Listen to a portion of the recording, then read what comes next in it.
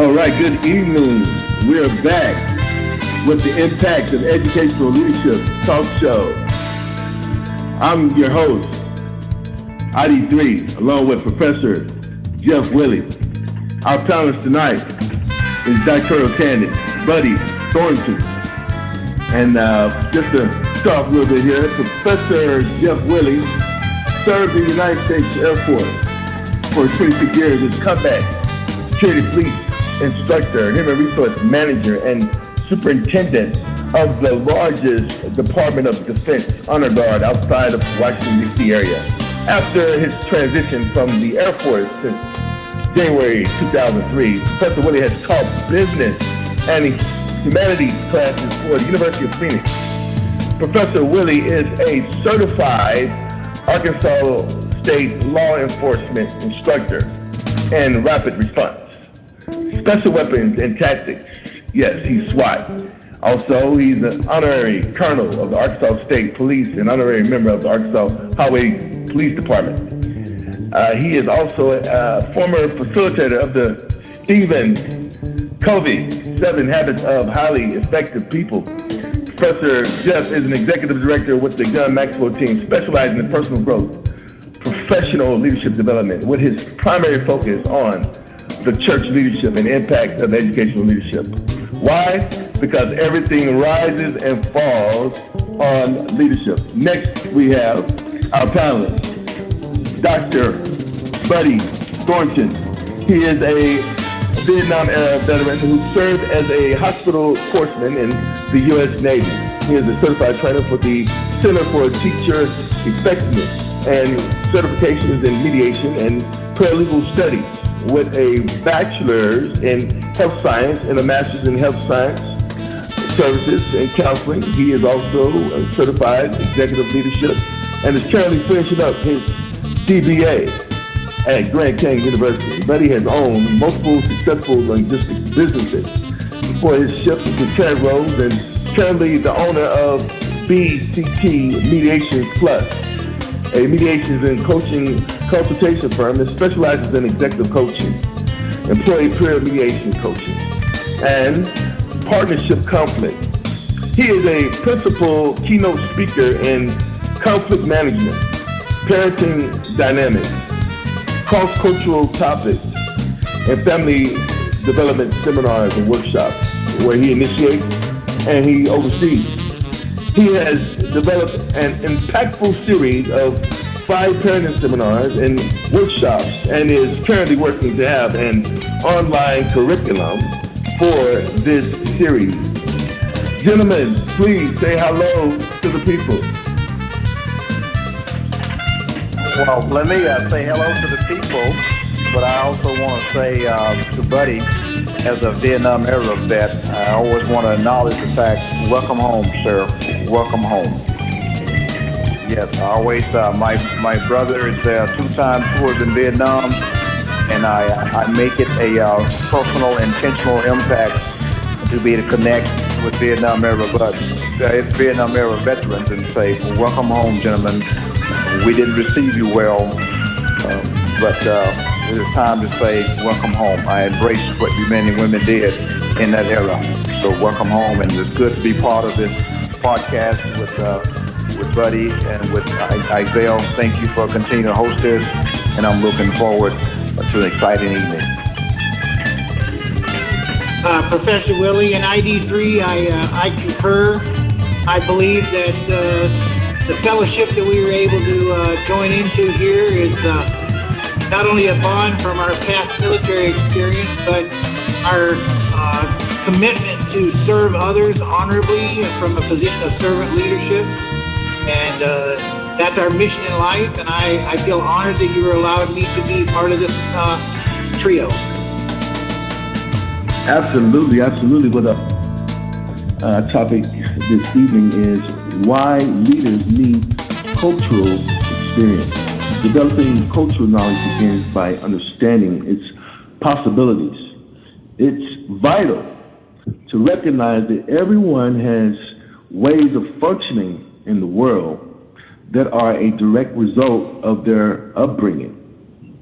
Unless you spend time absorbed in other cultures, it's difficult to see your own cultural norms, but they exist and others notice. Developing cultural know-how begins by understanding that working with these differences rather than resisting them can unlock limitless possibilities for future relationships. It's required being humble enough to identify the need for understanding and diplomacy. Some people are naturally gifted with cultural competence because they've lived in rich areas, rich environments, and have had the experience of a rich life, immersed in other cultures through traveling and other adventures. Traveling, even for a vacation, is one way to develop cultural competence. You'll learn to jump in with the locals and do as they do. If traveling doesn't interest you, you can learn about other cultures online.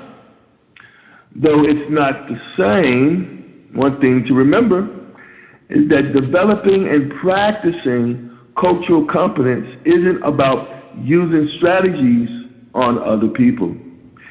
It's about your way of being. If you don't understand someone, well, being willing to suspend your judgments and simply ask questions will be more than effective than using strategies that you have learned from different models, or what some of the researchers are saying. Professor Willie, I want to engage you first, if that's okay. Yes, sir. Go for it. Yes, sir. Thank you. Professor Willie, what are some ways that the impact of educational leadership can positively develop cultural competency? What a phenomenal question. I want to first by starting off by giving a definition of somewhat of a quantitative definition of cultural competence.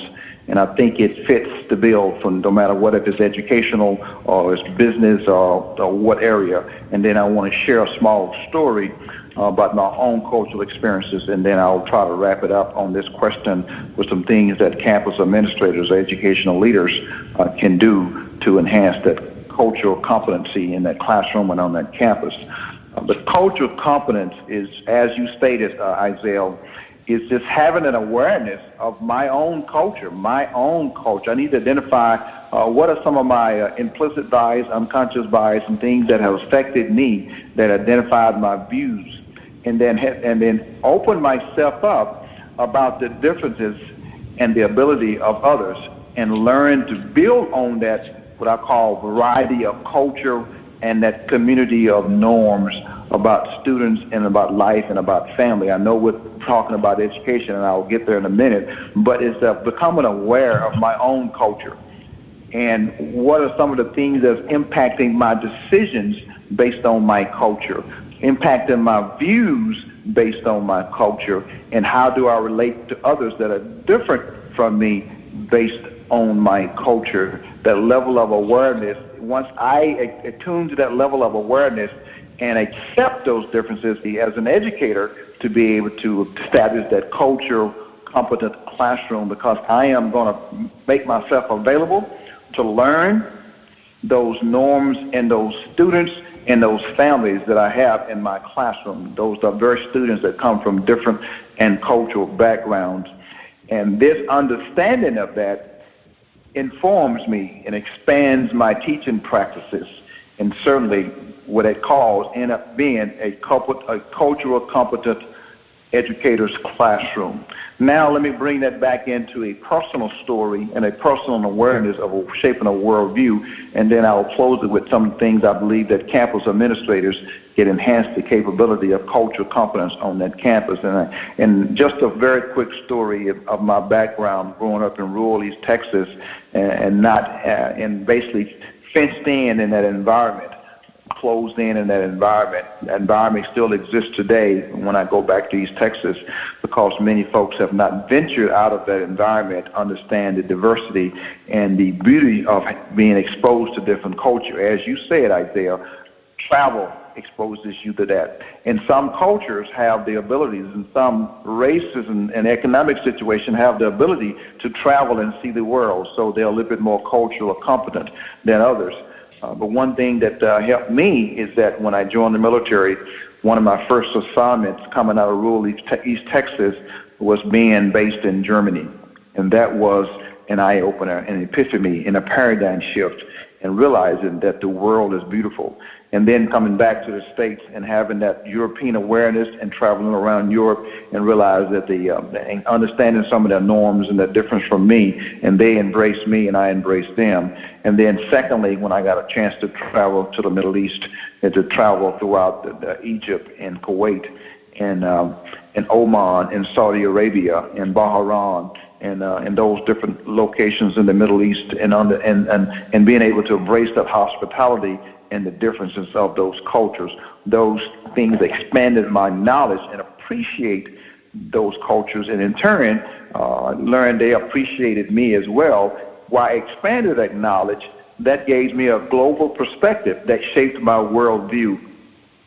And one of the things that came out of that worldview is when I was basically went back to school as an adult learner, and one of the things I had to do, beginning my bachelor's degree, my final assignment was, what is my worldview?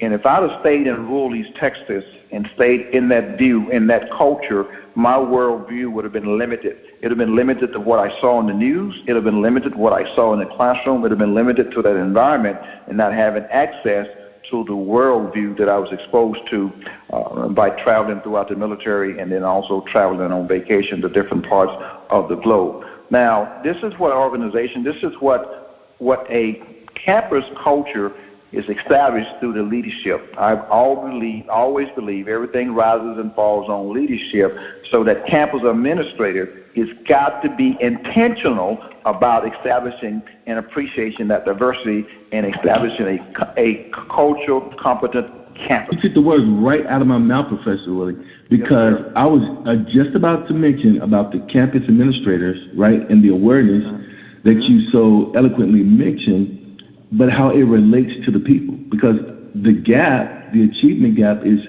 how do we relate to the people? And so, Dr. Buddy Thornton, let me ask you this next question, because I think you can help us kind of bring a bridge to this based off of your experience as well, by giving us a different perspective. So my question for you is, what is cultural competency to you? One of the biggest things is what Professor Willie hit on very rapidly, is a level of self-awareness that not only do you have strengths and weaknesses based on your own upbringing and your own culture, but if you must extend that awareness to that, if that's the truth for you, that has to be the truth in all cultures. You can't have a cultural competency without having a strong self-awareness, because as Professor Willie mentioned, you do have built-in biases. You have biases that control two very strong paradigms. One is the primes that you get from the time you're born until you actually get to explore, expand your curiosity outside of your home environment. Once you start traveling or you start meeting other people from other cultures, very rapidly the primes that were embedded in you as a child and as a youth and then as a teenager all come to the forefront, and they drive your biases. And things that other people do in other cultures become triggers, and those primes can be very powerful, and they can create either a positive emotion about, wow, this is really fantastic, or, oh my gosh, I can't understand this and I don't want to deal with this. And so cultural competency starts always by defining your own biases and creating a way to get beyond those biases. You have to create an attitude of everyone has value. Everyone has value regardless of where they are from, who they are. And then you combine that with the cognition that you gain through the knowledge that you acquire, either through travel or education or simply sticking your nose into books or going online and doing research about other people and other things. You have to feed your curiosity and develop skills of how to first bring people in and accept them for who they are, what they are, why they do what they do. This is the basis of cultural competency. In the beginning, a lot of academians thought, well, cultural competency extends out of cultural intelligence. Well, okay, so multinational corporations in the 80s and 90s would feed all their people who were going overseas with information about what is the native culture, what is the indigenous population like. And what they did was they reinforced stereotypes, which created a problem. And then the people like myself and the pioneers in our field started saying, we need more than just cultural intelligence. We need to understand that regardless of what the stereotype is in an environment, every person in that environment does not fit that stereotype. We need to go deeper. We need to get on a very, very strict one-on-one basis and say, hey, I need to know more about this person, not more about this society. And so cultural competency to me is being able to get beyond the stereotype and getting down to exactly what one person in one environment does, says, and how they impact you and how you impact them. And that leads to very, very strong cultural competency. I just want to, you just absolutely just impressed me with that level of information about what we did even as military folks in global international organizations, that cultural education and what created, I wrote that down, what created those level of, enhanced those stereotypes.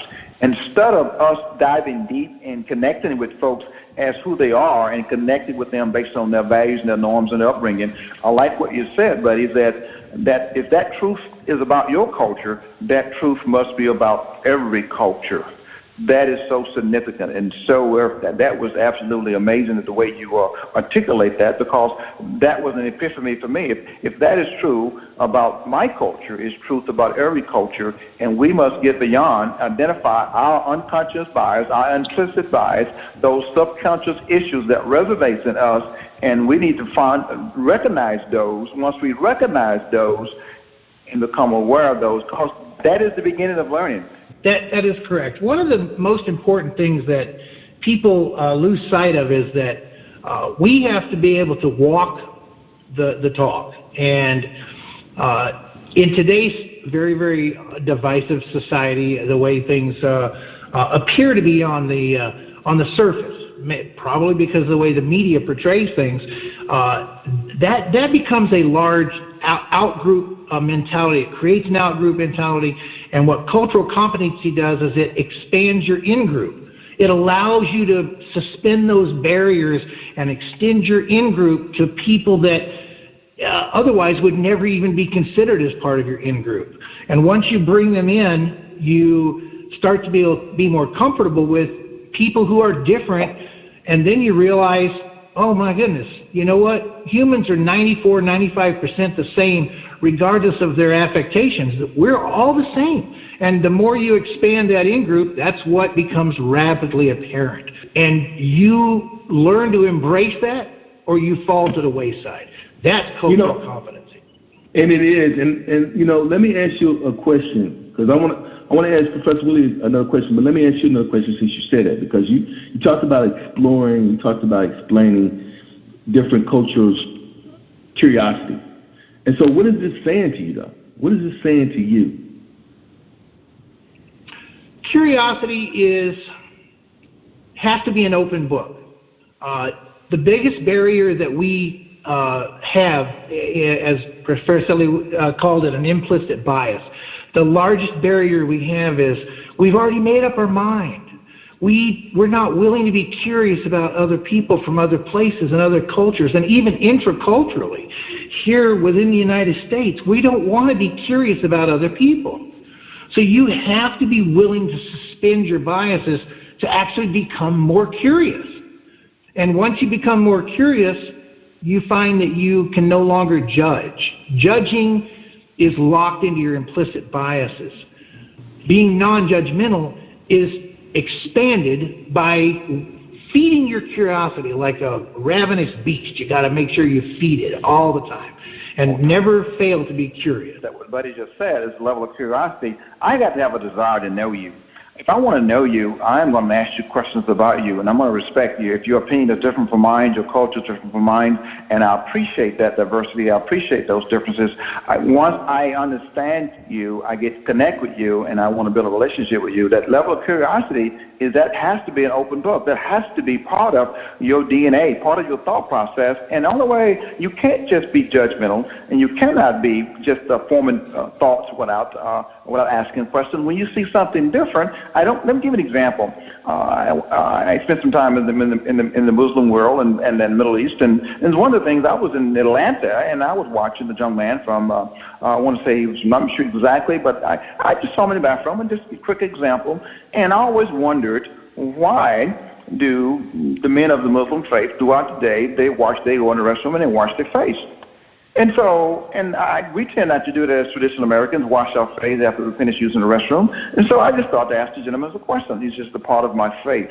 He said, when he looked at me, he said, I appreciate you stopping and taking the time and asking me that question. And from that day forward, he and I was very, very connected. He was a maitre d' at the hotel there in Atlanta, downtown Atlanta. And just the fact I asked the question, being curious about him, wanted to know more about him, connected us together. And he was just so polite, so kind, and so respectful. That creates that bridge. That bridge is curiosity. I want to know you. I can't know you by reading things in the book. I may get initial information about you, but I need to know you by talking to you and asking questions about you and the different nuances and things you do. And that is a bridge to relationships. Those barriers are removed based on the level of curiosity. Buddy, I appreciate you actually adding that word to this discussion, curiosity. And you have heard this thing. You've heard this cliche before. And this is a very, very negative cliche, but curiosity killed the cat. I've been exposed as a child, but no, curiosity what saves your life. Amen. That is absolutely true. When I run into any type of a situation where I see people closing off their minds, the first question I ask is, where would you like to open up your curiosity? What would you like to do? If you could just ask one question of another person, how would that embrace your ability to embrace that person? Because as long as you have no curiosity, you are never going to ask the question, and you are never going to know. And that creates, in my heart at least, that creates a level of sadness that is hard to overcome. I totally agree, a level of sadness, and you never connect with people. This world is absolutely beautiful, and I'm so thankful I had the opportunity to remove myself from my culturally biased environment that I grew up in rural East Texas, and then get away and see the world, and expose me to diversity and level of cultural competence, and I was able to pass it on to my children and my grandson, and having a diverse environment. So this is a very, very, very, very rich discussion. And I appreciate you bringing it to the forefront, Isaiah. Well, I'm here to serve, and with that being said, since we got you two gentlemen here with us, I want to take advantage of every opportunity that we have in this moment.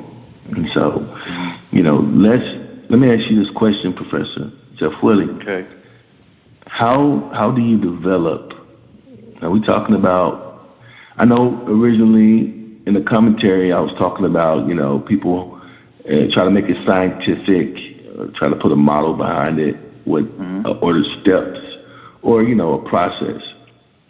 But, we do need to have some type of roadmap. So how do you develop cultural competency to meet your business goals? And I know you have a lot of different business endeavors that you do, and it's very successful. So do you, Dr. Thornton. But so how do you develop? How do you make it work? Well, it goes back to our initial foundation. You make it work by being aware and being respectful and understand who you are. And as Buddy and I talked about earlier, is that you got to know what triggers you. positive or negative, and how you respond based on your own cultural implicit bias and your cultural background, and how you respond to different things, and how do you see the world. And of course, creating that level of awareness is significantly important.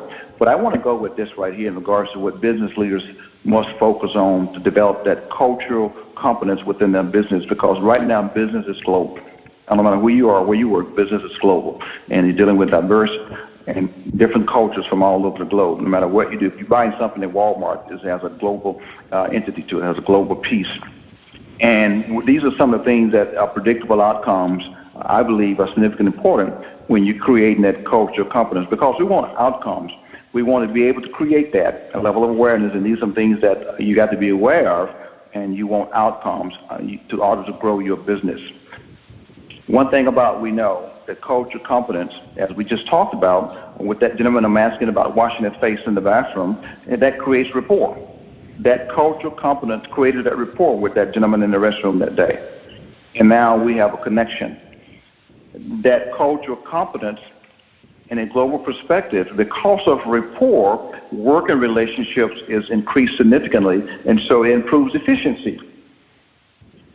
Efficiency because of those working relationships. Cultural competence opens up by me being aware of those cultural competence of different diverse environments.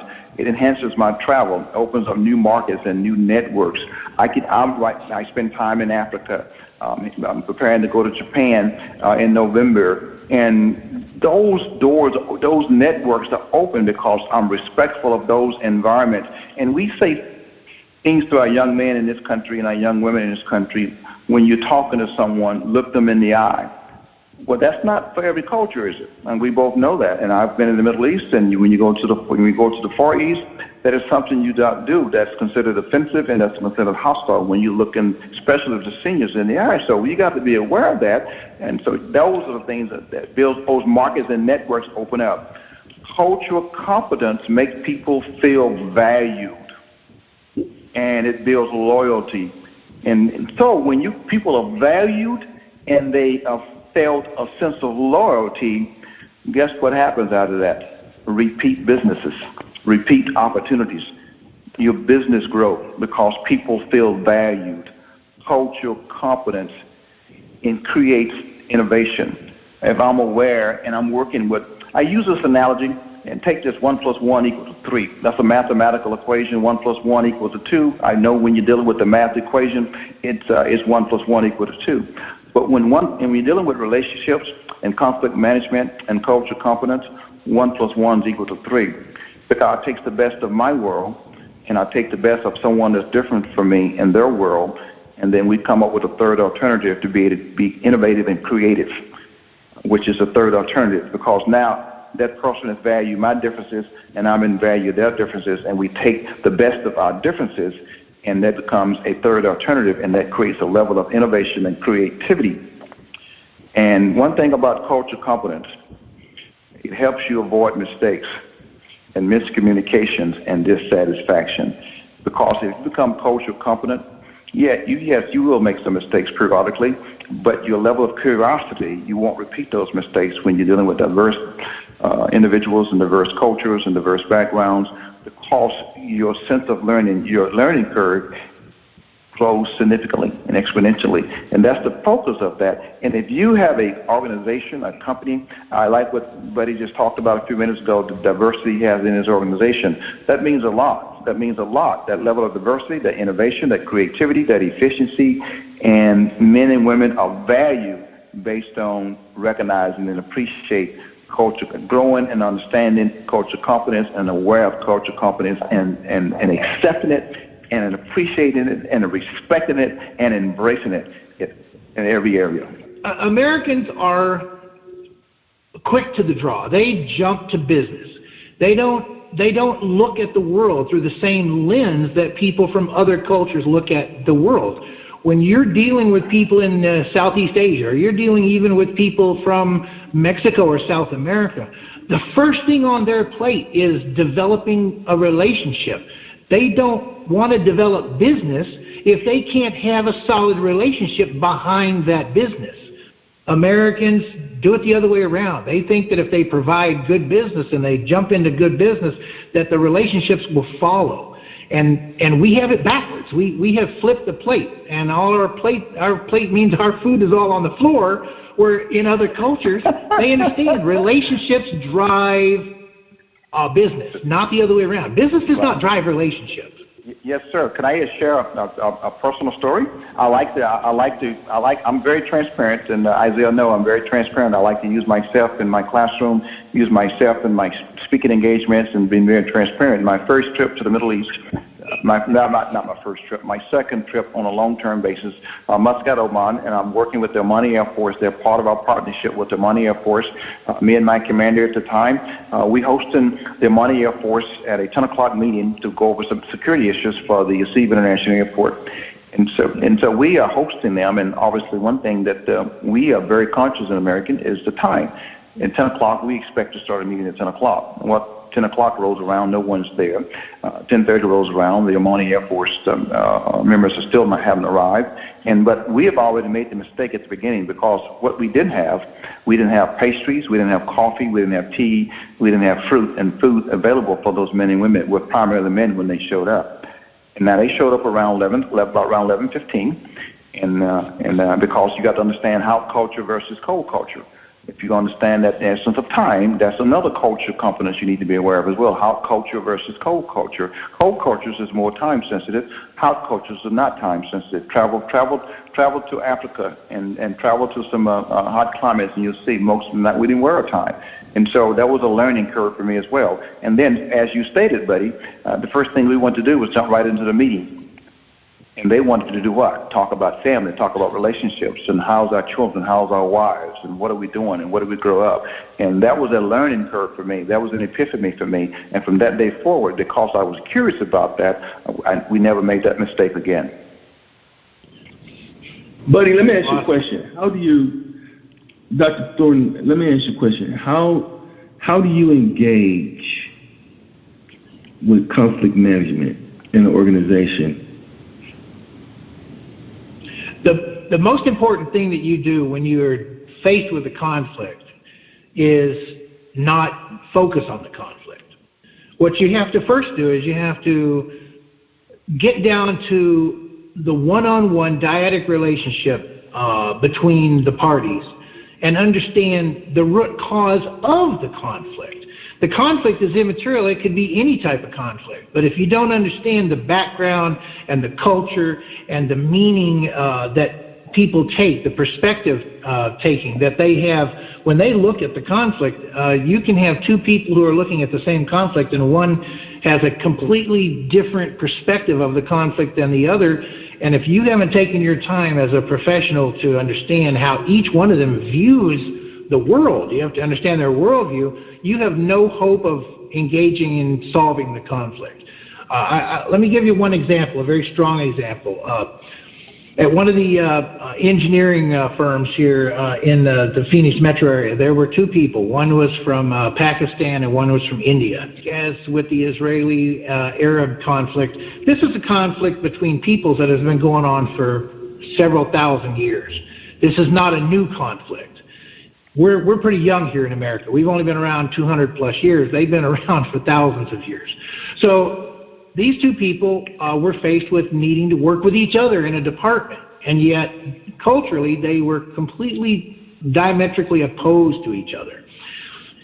And so there was an underlying conflict of, well, you know, we have a job to do, but I don't want to work with him, and and I don't want to work with him. And the way we bridge that is an individual meeting with each one to just explore their culture, get them comfortable, tell them a little bit about who they are, what they believe. And then lo and behold, when the two parties were brought together, the question that was put on the table is, how do we not understand that we are not only somewhat different, but we're different for reasons that has nothing to do with either one of you. You're a dyad. This is one-on-one. You have never done anything to offend each other, so let's break the ice. Tell each other one thing about your world. Just one thing that they may not have a commonality with it, or they will have a commonality with it. And lo and behold, once they got to talking, they understood that even though their cultures had been opposed to each other for thousands of years, they were almost identical. They could have almost been twin brothers. And so within 3 months, they were working not only as collaborative partners in the department, but the partnership was thriving. The department was thriving because they had put aside exactly what we were talking about. They had put aside their biases. They understood why they felt the way they did. It had nothing to do with them personally. It was embedded culturally. And they were able to take it out, put it on the shelf, and understand each other from a very dyadic personal relationship, and it thrived. And that's why curiosity is so important. And what he just said, it thrived and it created innovation. That's just absolutely when you understand that. Well said, buddy. I really appreciate that. I really appreciate what you're bringing to the table tonight. That's absolutely amazing. So thank you so much. I have learned a lot. I've been a student of listening and a student of learning. Well, gentlemen, we have learned a lot from both of you guys, and unfortunately, we're out of time. And so, buddy, we'll have to bring you back, okay? And so, with that being said, guys, give us a takeaway from tonight's discussion. Who wants to go first? Be willing to take a pilgrimage with people that you have never met before. My focus in the education side, totally agree. Passport, a library card, and access to the internet will open up your perspective and open up your world. Travel, make sure you use that passport. And then for educators, you get out of your norm, step out of your norm, ask questions, and stay hungry and stay curious. All right. Well, this was another exciting evening with the Impact of Education Leadership Talk Show. I'm your host, ID3, and along with the Honorable Professor Jeff Willie. Goodbye for now.